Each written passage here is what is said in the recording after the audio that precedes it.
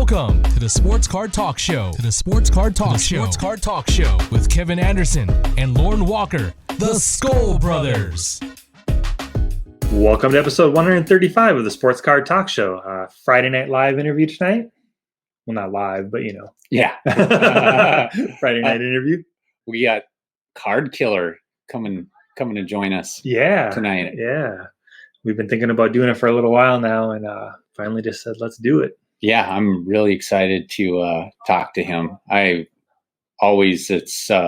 I see he's got a post on Instagram, it's like must see Instagram TV or whatever you want to call it. Right. Should we do a little bit of trivia before we dial him up? You're giving me a 2 tonight? Just a 2 tonight. Who punted for the Vikings from 1978 to 1987 before joining the team's radio broadcast as sideline reporter? Greg Coleman. Yes. What 2009 Timberwolves pick was the first player born in the 90s to be drafted into the NBA? What 2000? What 2009 Timberwolves pick was the first player born in the 90s to be drafted into the NBA? Oh, that must be Ricky Rubio. Yep. What defenseman, an Eden Prairie native, won a Stanley Cup with the Black Hawks in 2013, 3 years after being drafted in the first round by the Wild? I'd be shocked if you know it.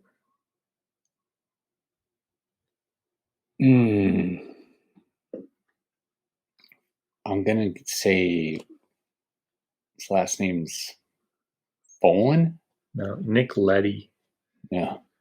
What University of Minnesota linebacker was named first team All-Pro 4 times with the Denver Broncos while acquiring lily white nicknames like the Snow Goose and the Albino Rhino? Carl Mecklenburg. Yes. Oh, nice, dude. 3 out of 4. Yeah, that's really good, man. I quite honestly, my whole life, I thought he was a defensive lineman because he's a big dude. Yeah. But then I was like looking at Carl Mecklenburg cards. And I'm like, he's a linebacker. So right. Yeah, that's cool, man. I wouldn't have probably guessed that right if I hadn't noticed that. Probably it was like in the last couple months. I was looking at Carl Mecklenburg cards. Nice. Well, should we dial up Kardkiller? Ringling ding dong. All right, we got Kardkiller dialed up. How are you doing tonight? What's up, fellas? How are you? We're doing good. Doing great, man. Awesome. Thanks for having me on. Thanks for joining us. Anytime. Yeah, we've been meaning to reach out to you and finally took the plunge, and we're glad you said yes, and just super curious to get into talking with you. I was gonna say, man, what took you so long, man? Well, glad to be here. Finally, better late than ever. Right. I know we were. You're an Instagram icon to us, so we were nervous to ask. That's the total truth of it all. That's just silliness, man. That's just silliness. It's all good. Cool. I think we're just going to kind of do our interview like we usually do, if you don't mind. And I know that you have some card collecting history, and maybe you could start when you first started collecting and get us up to today and where you're at now. All right. Geez, it was 89. I started collecting. I'm old as shit, you know. My friends in my neighborhood, you know, I grew up in a neighborhood where there was a lot of kids, and they were all collecting cards at the same time. So like I just have memories of going to shows and going to local card stores. There was so many at the time, and buying packs and trading and doing stuff like that as a kid. And we all collected like one player. This way we wouldn't like step on each other's toes. So like, you know, my friends grabbed Mattingly, Justice, and players of the time, and I grabbed Griffey. So I PC'd him basically for 4 or 5 years until high school came along. And you know what high school does to card collecting, it kind of just Yeah. So I got away from it for a while there, and then you pick it up as an adult for nostalgia, and I started picking it back up at maybe 2008, 2007, or something like that. I remember I went straight into football, and Topps Chrome was kind of like the best thing you can get, because that's where like all the really nice cards were, and and I remember specifically going after a rainbow of Chris Johnson in 2008. You remember he ran for 2,000 yards on the Titans. Yeah. And in 2009, I decided to try to go for the rainbow, because I found the superfractor on eBay. So you started from the top. I was like, all right, I got the best one, and the rest should be pretty easy. They were expensive at the time because he was so hot. And I ended up between the regular Topps Chrome and then the base, I ended up getting 28 of the same card of different parallels. So I was at number 28. I had about 5 of the printing plates, and all the other parallels pretty much. And I put them all together. I put them on eBay, and then he started to tank. So I kind of lost. I kind of lost a little money trying to resell them again, but I still love the hobby, And these cards were they took a big jump in technology by the time I was a kid to that time, and then I got away from it again, and then I started back up maybe a couple of years ago when I started putting them into my artwork. Because that refractor technology was just like staring me in the face, and it was just like calling to me, telling me to put those cards in my paintings at the time. So that was about 5 years ago when I started doing that, and I wouldn't say it's a matter of collecting anymore, but it's finding the right cards to do the right thing for me. So I still have to buy them, but it's hard for me to look at them as like, oh, I'm going to collect them and invest, because I chop them up and I put them in the artwork, and I use my investment in that way.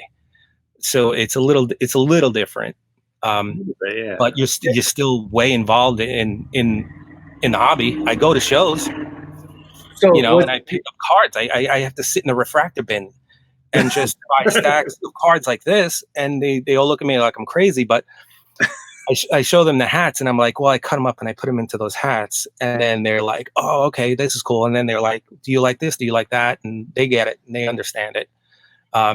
So it is collecting in a way, but for slightly different reasons.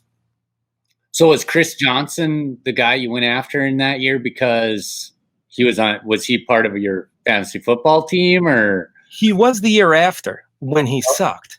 Okay. But the year that he did so well, my friend had him as a late pick, and he won the year for it. But when I saw the card, because back then even those superfractors were just so beautiful.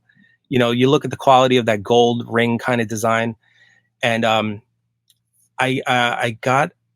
All right. Funny enough, I picked up another superfractor that you would have enjoyed. I sold it since, but it's a funny story. I was on eBay because I was searching. I always searched superfractors back then on eBay. It was like the first search I would do, and see what's brand new, and see what was coming up, and see what people were bidding on. And this is what happened. I searched, and what came up was 2007.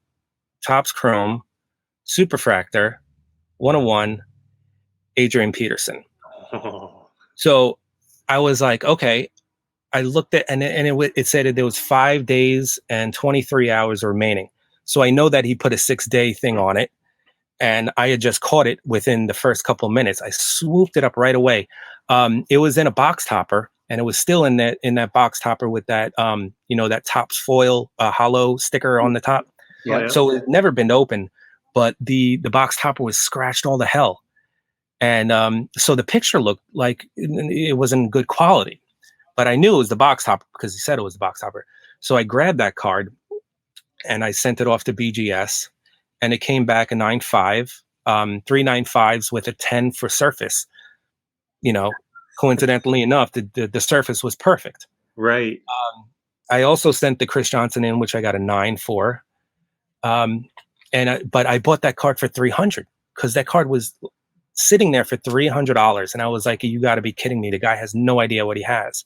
Because the autograph version was numbered to 10 that year, so they didn't even have a 1/1 auto. They only had the number 1/1 non-auto, and so I sat on that for a year and a half, and I put it all over Blowout at the time, and saying, this is what I have. This is what I think it's better than the Exquisite, which was the hot card at the time. And so I flipped it for $3,200. So from $300 to $3,200, it was a nice flip. Real nice. I actually know the guy that owns that card right now, and he's considering getting rid of it. And I told him, I said, I don't think I can afford that card. I actually have bought some cards from him. And I want. Is he in Minnesota? Huh? Is he in Minnesota? Yeah, he's a city boy. Oh my God! It may be the guy I sold it to. His name is. I feel like his name starts with a J. I can't remember. I don't remember. It was like 6 years ago. He's actually on Instagram right now, and his Instagram name is Howie the Contender. In the last Wednesday Wow that came out like a week ago from this airing. The Contender championship ticket, Xavier Rhodes, I bought from him, which is a 1/1. Okay. Yeah, the guy's got a pretty amazing collection. So I don't think I can afford $3,000 for a card. Well, the last time I saw it on eBay, it was $20. But that was years ago.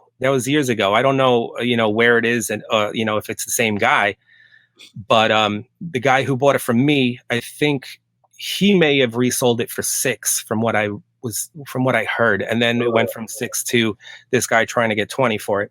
The fact that he's going into the Hall of Fame, and the fact that it's probably one of the first, if not the first, running back superfractor for a Hall of Famer, because they only started making the superfractors in 2005, 2006. Yeah, I have no idea. Maybe with the exception of Frank Gore, that's one of the first superfractors that, I mean, obviously Aaron Rodgers, maybe, and Drew Brees, right? Because they have superfractors. Right. But wow. Peterson may be the first running back superfractor that there is. So I do wish I didn't sell it. I need the money at the time. Right. But the way the cards that are going now, I mean, you can almost demand a 5-figure price for almost any like Hall of Fame, especially if it's a super, Yeah. I know that one that got away. As soon as you brought it up, I already knew that you didn't have it anymore, because I know who it does. And I was like, oh man, I cannot wait to. But this is the guy who got it graded. Yep. Nice. So and it went for a gem. It was beautiful in the case. It looked nice because the gold matched the gold. It was perfect. Nice. So that's my collecting history in a nutshell, pretty much. So do you continue to try to get Ken Griffey cards? Do you chase after Ken Griffey cards that are hard to find?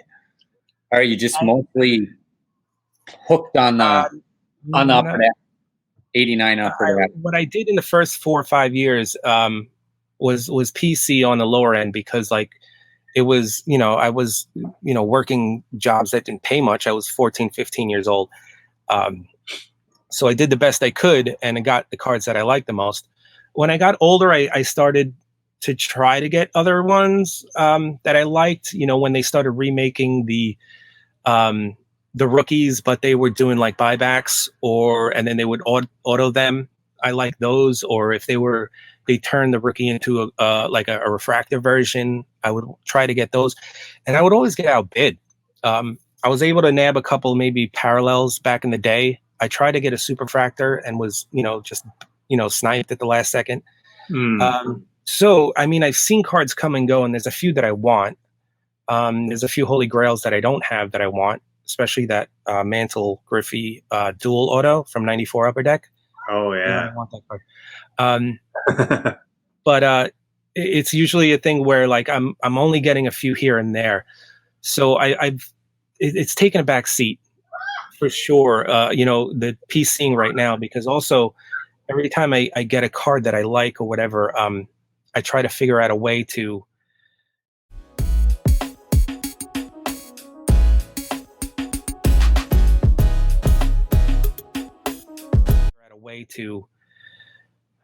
alter it. Right. So like, that's too much in the back of my head now. So like, I hold on to it, maybe a few cards, but it's so damn tempting, and I have a hell of a lot of fun, making the cards that I do now, and getting the response that I'm getting is overwhelming. It's really it makes me want to even, it fuels me to do it more. Right. So like you all have that card addiction, and I have it too. It's just, when I get it, I pretty much, chop up my version. Right. I might give my own take of it, So it looks like your Instagram has like changed or evolved as you've been going along here. Yeah. Is that just like, I don't know if you want to talk about that a little bit, about how you started out on Instagram and then where you are now? Yeah, I mean, it's a process. I mean, I have a regular account that shows art that I've been doing for years and years. And I was cutting up cards for so many years, and it didn't really occur to me that this would probably piss a lot of people off. And so last year I decided, I was like, all right, what if like I just do these freaky ass videos of me with a scissor in hand cutting up these cards, and then put like scary music and just make it fun, and then just be this crazy ass character. And that's kind of where it started. And I thought that, the whole hobby was going to be just like, oh, the hell with you. And, this is absolutely insane. And I pretty much got the opposite, where people were like, what are you going to do next? Why don't you cut this card for me? Can you do this? Can you do that? So I was like, there's like a morbid curiosity that people were responding to. So you were looking forward to a negative response. Yeah, I mean, there's multiple levels to this. I mean, I was doing it on purpose, and then once I started getting that response, I started realizing that there was something to tell here, and this way I could start injecting my art into it a little bit more and start creating a story. So getting people to talk at first is step one, and then entertaining people is step two, to get them to love to hate me or to hate to love me. Either one is just fine. And then, where I've gone from there, step three is start to customize and start to really inject the art that I've been doing into the cards. And then, step four, which is kind of starting right now, where I'm able to introduce some philanthropy into the mix and start to really do the work that I want to do, is starting to happen. And, I don't know what step five is. I've got a couple of collaboration projects going on. But there's that whole arc where, I wanted people to see what I was doing, to react to it, whether it be good or bad, and then to get them, like, draw them into a story of my process. And that's the route it's been taking. And right now I'm, sitting on a pile of commissions and working on different projects with different people. And it's all coming together pretty damn quickly. And it's a little bit of a whirlwind, which is fine, because it could be worse, but right. You get, when you get a good response like that, you get fueled to keep pushing. And so it does develop, and it does change as it go on. Although the things that I used to do last year, I still want to go back to and do. When I have the time to do it, I certainly will. Now you bring up philanthropy. Say the word for me. I'm philanthropy. Yeah. Now you auctioned off a Luca card just recently, and you're putting up a Pat Tillman card next, right? Well, yeah, the Luca was run as an auction where half the proceeds went to this National Center for Transgender Equality, and it was during Pride Week it was definitely happening in New York City, but that was happening across the country for the month. And it was the right time and the right place and the right card, pretty much, because the card was a symbol for the charity itself. And when I sold that, it kind of set a new standard, saying, kind of showing me that I could pull that off. And it's something I always wanted to do with my art. So I also did another auction with another guy, I think it's New Day Sportscards. And he's raising money as well for another charity, for a friend of his. And then like I said, I have a Pat Tillman, which I'm working for next, which is going to be for the Wounded Warriors Project. And I'll give you a sneak peek. So it's not done, but this is a Pat Tillman select from Panini. So it's what I call a Patriot Parallel. And I've done a couple of them before. Usually they were a little less complicated than this one because, I did them last year and they were a little bit simpler, but this one is kind of taking on a new life.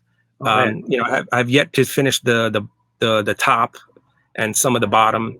And then, I put my signature on it and stuff like that. And so that's my next one up, as well as, I have,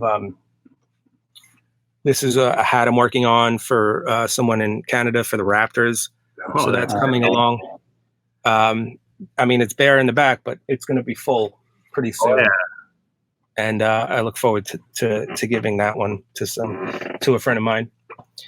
But yeah, the philanthropy is just something that it means so much to me to be able to use my art as a vehicle to there's so many reasons. The obvious ones you want to give back and everything like that and stuff like that, and then the simple reason of just being proud of what you do. It's there, and that fuels me to do it, and I enjoy cards with a purpose, like making cards that have a purpose, and then if I can add another dimension to that, that's what gets me off, and that's how that's developing now, and I couldn't be happier about it.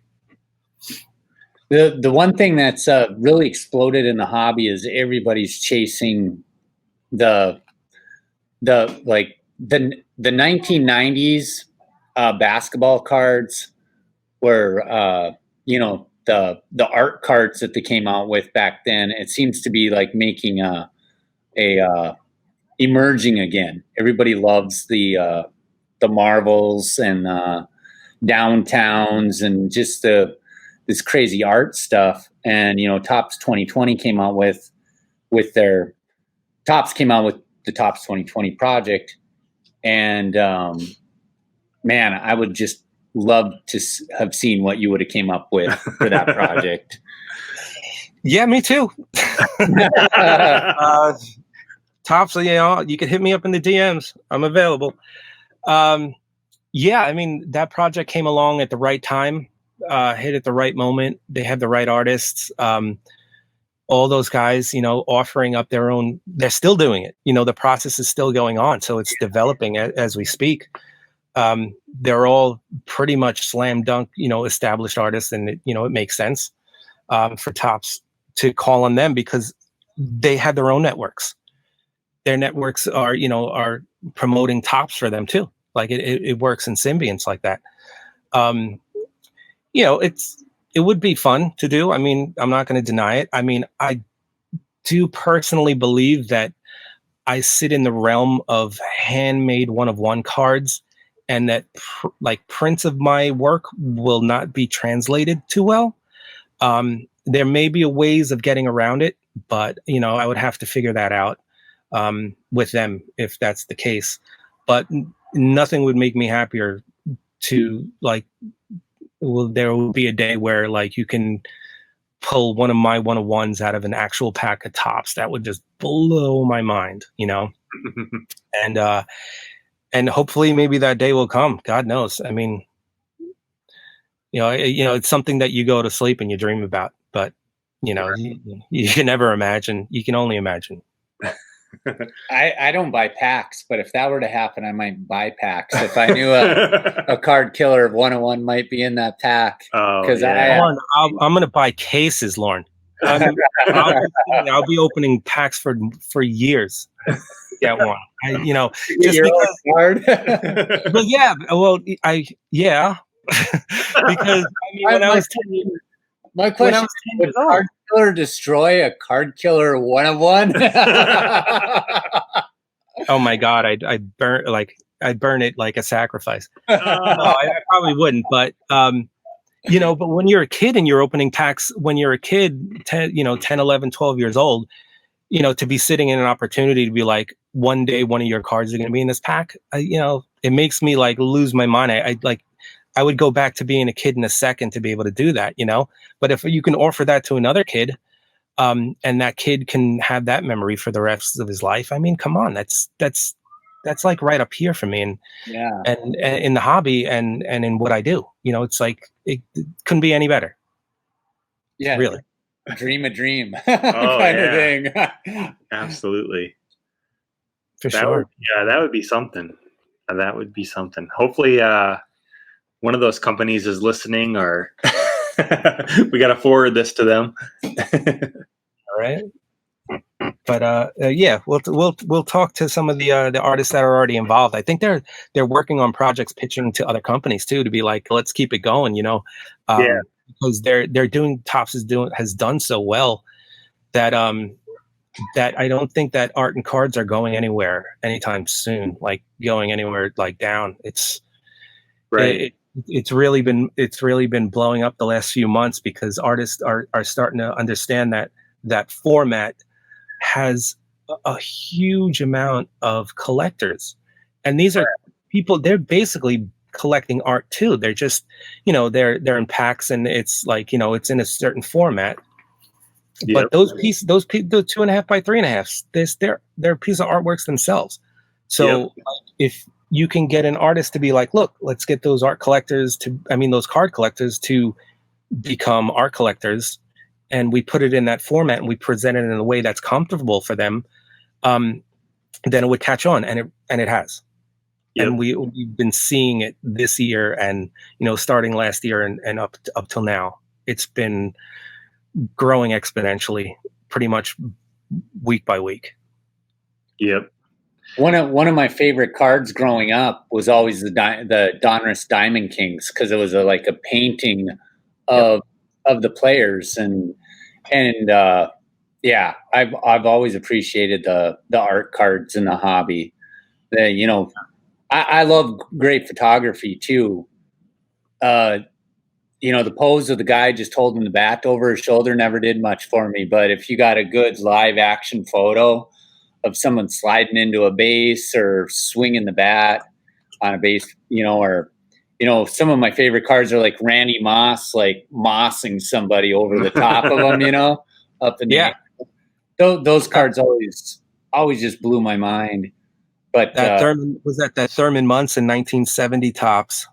That I think that's his second year, or is it rookie card, the one with the black border? That's one of my favorite cards. Someone, he's sitting there in the catcher's position, and it's a wide shot, and someone's sliding right into him, and the dust is like piling up in front of him. Yeah. Mm-hmm. It's one of the earliest cards that I could just say is just simply, a gorgeous shot. And obviously in the 90s, they were doing it a lot too. They were getting really nice shots into cards. Stadium Club did a really good job in the beginning with getting better photography into cards. I thought Ultra did a good job too. The Fleer Ultra cards had some nice. Yeah, and they had that beautiful marble design, with the name and the team and the position surrounding them with the gold foil. Yeah, it was so class. That was like ahead of its time. The Fleer Ultras. Speaking of some of the products, I just was thinking, what products lends itself best to to what you're trying to do? Like, is there a set or a well, product that you're like, yep, I can get a lot of good material out of that one? Or yeah, for sure. I mean, anything paper, I can't really use too much. The paper has a texture to it, and I can't really get it wet. You know, I often need to get the card wet to clean it, and that ruins the paper. So it's mostly cards with the vinyl front. So stuff like Prism, stuff like Topps Chrome, you know, stuff like Mosaic or anything like that. But I need constantly cards that have large areas of flat color, or maybe even a grading of color here or there. Like this piece right here. This is a wide piece of red.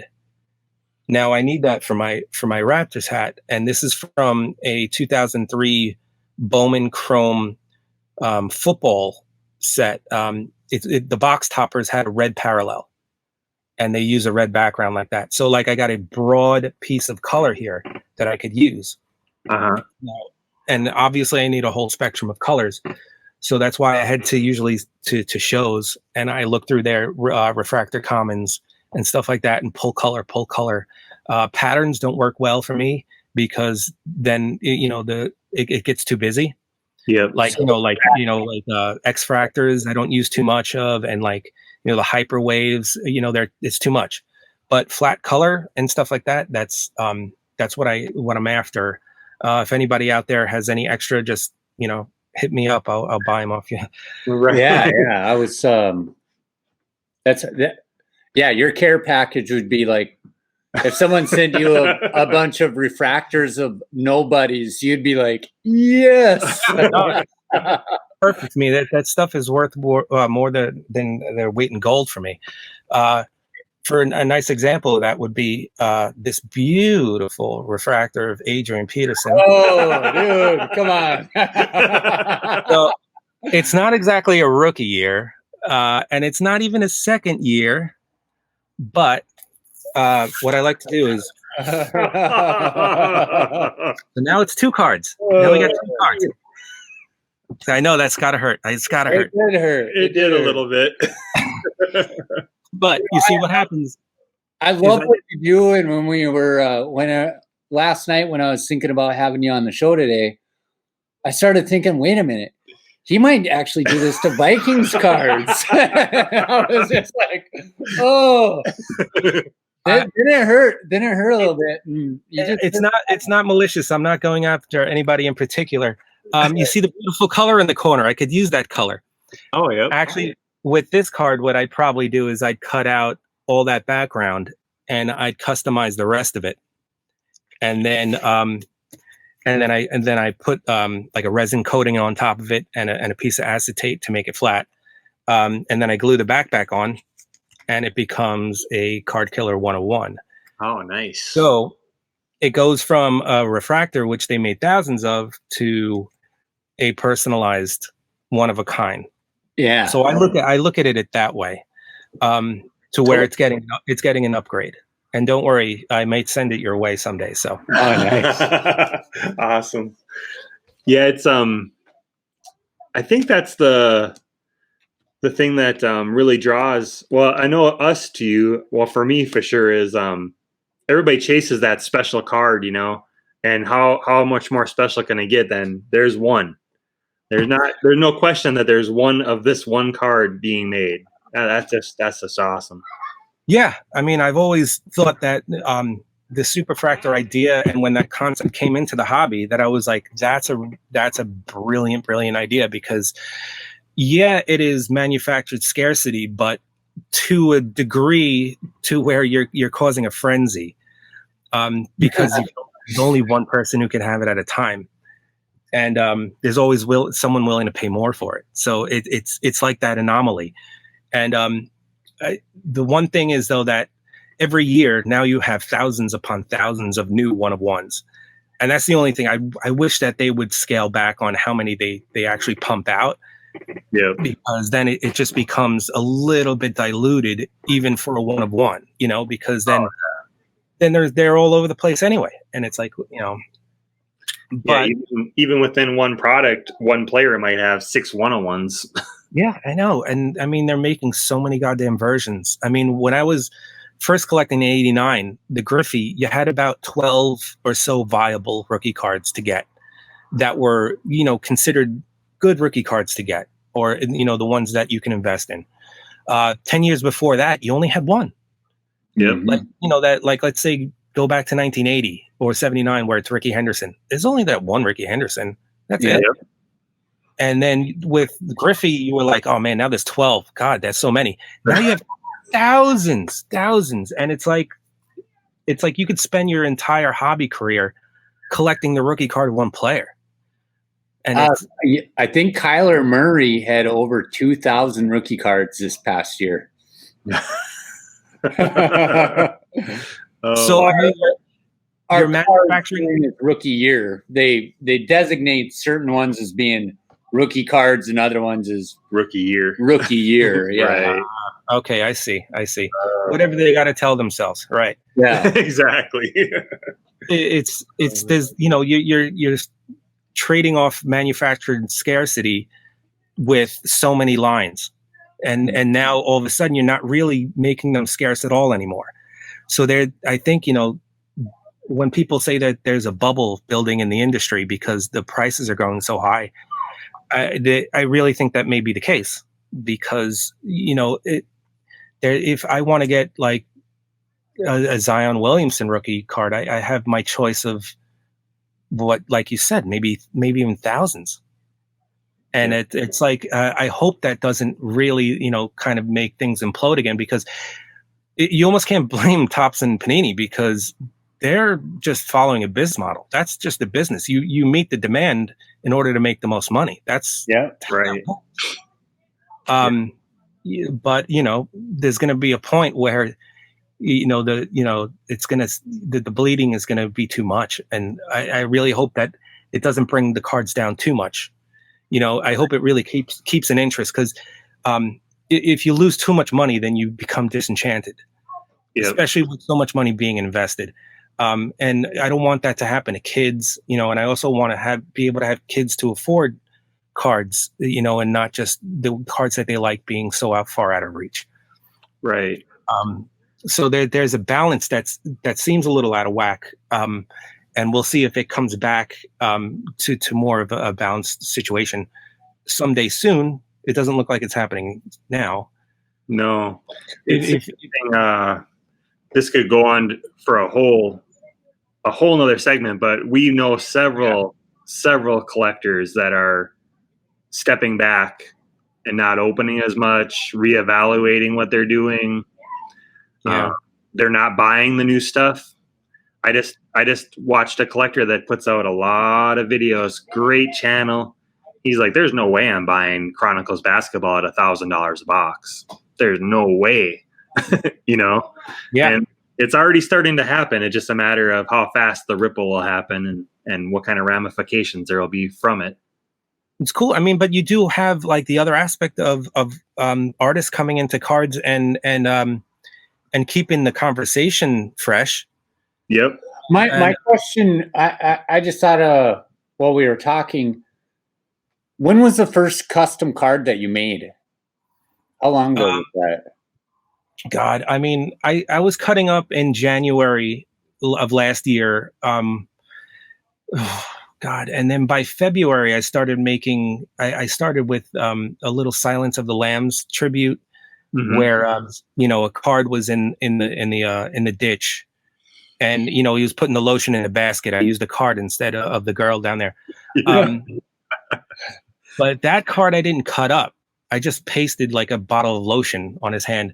And but then the one after that, it was, I think, it was one of the other parodies to where I actually had to cut up the cards. It may have been the Shining, where I cut up the 2 Adrian Peterson cards. Oh, you're destroying Adrian Peterson cards by the. I dressed them up. I dressed them up as the 2 little girls in the hotel, and and they did the bloody scene where they were all cut up, and those are one of my first couple of customs, and I didn't think of them as customs because all I did was cut out the backgrounds and just leave the rest of the card. So it's kind of just like a hack job. But I gold leafed it and I stamped it 1 of 1 and 1 of 2, and I gave them out. And technically, you can consider those custom cards because they were in the video and they told a story, and then they were customized. Like art cards probably came about a month after that, where I was using the purple emoji sticker and then just replacing that with the patch and then signing it. They started out pretty simple. And then a month after that is when I started mosaicing the pieces from other cards and putting them in. And that was, so maybe like by July or so, July, I was starting to making the customs that were selling individually. And then they got more, way more complicated after that. And now they're pretty much, I'm making like full blown art pieces out of them for various reasons.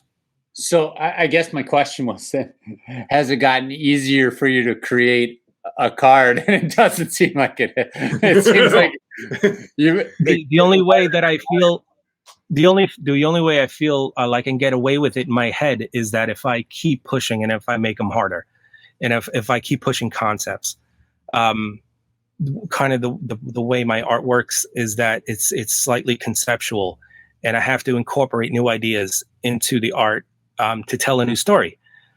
So it often takes me to a more complicated card as I go on, because I take the lessons I learned from the previous card and then I'm like, all right, what can I add to the new one? And then usually you're adding 2 or 3 things. And then like now I've got a dozen techniques that some of them are not that easy to do. And, I have to spend a week making a card. And I almost like the fact that they're hard to make, because then they're hard to duplicate. Right. And I kind of push myself to always stay one step ahead of the game for me in my own head, and I always try to offer people, like with new commissions and stuff, new ideas and like new concepts, so that they could be the only one who has it this way, or the only one who when I made the world's heaviest card, where I filled a card with those pellets to make the card really heavy. And he's the only one who's ever had that done. So he's the only one with that. Yep. So stuff like that, like is what drives me, and it keeps me interested. And I have other things that I'm going to make series so that I could sell them, like the purple parallels, and then the Patriot parallels like that. And I have another one called the Transfinitive, which is basically me taking popular cards and just making art cards out of them and transforming them into my own definitive version of it. Then they don't necessarily have to be purple, so they could be any color. So those series, I want to keep those going, but I do like throwing new concepts in, like with the Conseco I just did, with the nudie pens locked inside the cards. Yep. That was fun, So like I like making them complicated. Pushing myself is part of the process, and what really fulfills me, pretty much. Well, we kind of like the purple cards, so I think you should stick just to purple cards. Yeah, no, that's right up your alley, guys. I mean, Yep. The first purple one was the Luca, because that I used a purple border for that. I have another one, which, I haven't shown anybody, and I haven't messed with the card yet. Let me see if I can find it. But people may freak out when they see me mess with this, because it's numbered. Oh. So watch out for that one. Is that Wander? That's Wander, yeah. Yeah. Oh yeah. It's not auto, because I can't really mess with an auto with the art around it. It gets difficult. So I like non-autos, but as far as you guys are concerned, I haven't messed with this yet. So I can't get in trouble yet. Not yet. Not yet.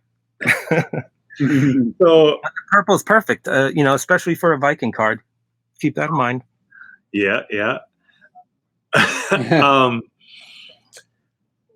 I want to talk about the hats real quick. I don't want to take up too much of your time tonight. You've been very gracious with your time, but what made you decide to do a hat? Like, I know you went to the cards and it was a good medium, but why the hat? Okay. This starts to get a little bit involved with my personal art that's not under this alias. Okay. There's not so much I could say, but I could generally say that it was part of my process with my other art stuff, my other art projects, that in order to get people to see what I was doing, just putting that mosaic and that material on the hat itself was pretty much a really good a way to advertise. Yeah. Because obviously like at a ball game or anywhere where sun hits this, it's going to shine. Yep. And then people are going to be like, where'd you get it? So I figured making apparel was a good move. I was involved with a documentary not too long ago where I made some apparel for the director, who's really like an A-list director, and he has some of my stuff. Okay. And and I was like, let me see if I can keep making the apparel and then having that catch on, because the day New Era sees that and they want to do something about it, they can obviously get in touch with me. But I continue to make them and then post them on Instagram, and then I get DMs for commissions for them. So like I do have to crank them out one by one, and they do take a shitload of time, simply because they're done piece by piece, and it's not predetermined. I don't use like stencils for any of it. I just kind of you see what kind of cards you have and the size that you have and the colors that you have, and I build from scratch. The patterns and the way they look is all just kind of like in the moment kind of way of working my art into it, which is exciting for me because I don't have to it's a constant flow of creative thought, instead of like, oh, I see a picture now, I could draw the picture accurately. It's not that kind of, it's a different mindset that I really enjoy. And it's inspired by Rainbow Road. If you ever played Mario Kart when you were a kid, have you either of you played Mario Kart? No, just on the new. I can't even think of the name of it is now, but yeah. Like the first game, there, like if you got to the last board on Mario Kart, the track was like a rainbow in the dark. And it like you moved through the track and like this, and then the bands of color would wind out, and that influenced me to make my original work, where like if you see here, you could just start to see how like a ribbon of color kind of twists and turns. Yep. So like and this will flow throughout the whole hat eventually, but that was a huge influence on how my personal artwork works, and even my one-on-ones that I do now incorporate a lot of these swirly ribbons of color that kind of just take on different directions, and you do that in the moment, and that's how like I stay in the moment with my art, and I really enjoy it. Oh, that's awesome. So whenever you make a custom piece for somebody, do you pretty much do you accept ideas from them or direction from them, or you're like, hey, look, if you want me to make this for you, I'm just going to go wild? Well, it's either or. There's the last time I did a custom where I worked an idea with a guy was that Star Wars one that tied into the Raiders running backs. Oh yeah. So the three characters in Star Wars lined up with the three generational running backs on the Raiders. Yeah. And he wanted he had the card. He sent it to me and he said, "Can you tie this in with Star Wars? It would be great if you put the villains underneath." And we worked it through, and I was like, that's a perfect idea. So yeah, people could come at me with ideas, and if they're horrible, I will be like, okay, well, we can do this or we can do that, but they're usually not. People have like a creative idea for a card, and they're like, well, maybe I could pull it off. Let's, me, and they DM me and we work it out.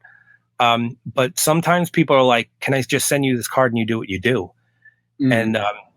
And that's fun, obviously, because then I start working in, personal concepts. The guy with the Mike Trout that I recently did, he said he wanted a trout, the fish inside of the card where the patch used to be. So I removed the patch, and but that's all he said. And then that's all he said. So like I was like, okay, so let me put a fish in the card. And then, conceptually, I started throwing new ideas in it where like the hook in the actual fish is a separate piece, like like it's sculpted and it's in the mouth. And then there's a string that I actually use a string in the card. So it looks like that, that the fish has been hooked by actual material. It's not just cards. So I'm using other materials in the cards too. Oh, wow. And the fish was actually painted with oil paint. So it wasn't like pieced together like a mosaic. So also that was a new thing that I'm getting into more and more, is using like painting on top of the refractors to illustrate, to further illustrate, because sometimes you can't cut pieces that small, Right. And I put oil paint, and the Star Wars one was oil painted as well, the characters there. So I'm getting into that more, and it's starting to make me think about making bigger paintings too. So that I look forward to that too. They'll probably be sports based or nostalgic based. I haven't gotten that far, but I think it's on the horizon. Nice. Mm-hmm. Wow. Mine is turning right now. Yeah, my head's spinning. I'm like, I know. There's only so many hours in the damn day. It's like I have to, plan out these goals little by little, and a lot of times I get ahead of myself too, because like I want to make murals with these cards, like flat out big murals in my city. And, I think maybe one day, hopefully I'll get the chance to do that. I need a shit ton of refractors though, guys. Like we need like a whole like ocean of them to make that happen.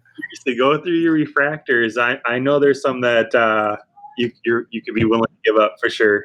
I go to the card stores. I can send you. Yeah, people that are listening too, we'll have to put the word out. Yeah, I mean, when I go to card shows and they're in the bins, I could buy them for $3 or $4 for $1. Just the junk ones, and I'll do that all day. If people have extra ones like that, just hit me up. I'm going through my cards of what am I willing to sell to get a Card Killer 101. A hat. I want a hat. I want one of your paintings. When you go bigger, I want a card. Oh, too funny. Well, I mean, everybody gets what's coming to them. I love to spread the love, Right. I've got cards set to the side for our next Wednesday WoW episode, and I have a printing plate 101 that's not making the cut. I have to cut them down. Okay. And like, if I had a 101 Card Killer card, that'd be a Wednesday WoW all on its own. I wouldn't even show another card with it. So, are you talking about the printing plate? Huh? Are you speaking of the printing plate? This printing plate right here is not making my Wednesday WoW. Oh, okay. It'll be the Wednesday before this episode shows up. So yeah, that didn't make the cut of the 25 cards I'm showing for Trey Waynes this week. Cool. But yeah, I mean the 101s, man. It's what I specialize in. So maybe saying, a 101 happy mail day. Happy mail day to come. Yeah, a Card Killer 101. That would be like I said, a Wednesday Wow all on its own. We have to spare no time with other 24 cards. No, man, we'll make it happen. We'll make it happen. Well, we definitely want to be respectful of your time. So, is there anything that you want to talk about that maybe we haven't got a chance to talk about yet, or something that we can bring it to a close and go from there? Not necessarily. I do have a project coming up called the Griffey Legacy Project, where I'm working with a handful of other artists to customize the one and only most amazing card ever made. And we're going to start up a project where artists can work on that card specifically, and then we're all going to collab to make a page dedicated to it, and maybe to generate even a collective out of it, and start other projects with. So we have that coming up. I just don't have like the ammunition yet. So that's happening though. That's in the works. So I look forward to that. And, Will that be when that drops? Sure. Is that going to be an Instagram page? Are you talking, or like a website? Yeah, Instagram page. Oh yeah, it'll be our Instagram page in the beginning. Like I said, as things develop and more people jump on, there may be other outlets that we need to tackle. Sure. But just one step at a time for now. If there's anybody in your audience that's kind of interested in that, they can always just hit me up and I'll let them know what they can do. Because it's kind of just right now it's an open-ended, like, let's see what we can do for this card, because they made so goddamn many of them that there's like a weird stigma to them. And if we can, I loved the player growing up. He was my favorite. If we could just like be a part of that story, I mean, that would be so awesome to bring that card, even to give it even more respect than it has, and more respect that it's gotten. It deserves more than that. For sure. That's awesome. We'll be looking forward to seeing that for sure. Yeah. Awesome. All right, guys. Is that everything? I think so. I think so. Did you want to close the show out with something special for us, or? I don't have anything. Oh yeah, actually, I got a couple of. I almost forgot. So Lorn, pick one pack. I'm taking the one on my left, so probably you're right. Yep, that's it. All right, so we got this one. Kevin, pick one. Your left. My left. So this one. Yep. All right, so this one we're gonna spare, and I like to do what we call a pack rip. Hey, that's not the ripping we're used to. No, exactly right.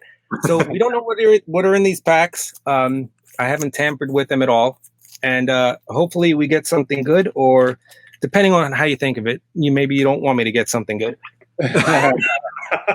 But we're gonna do a little pack rip and see what we get. So let's see.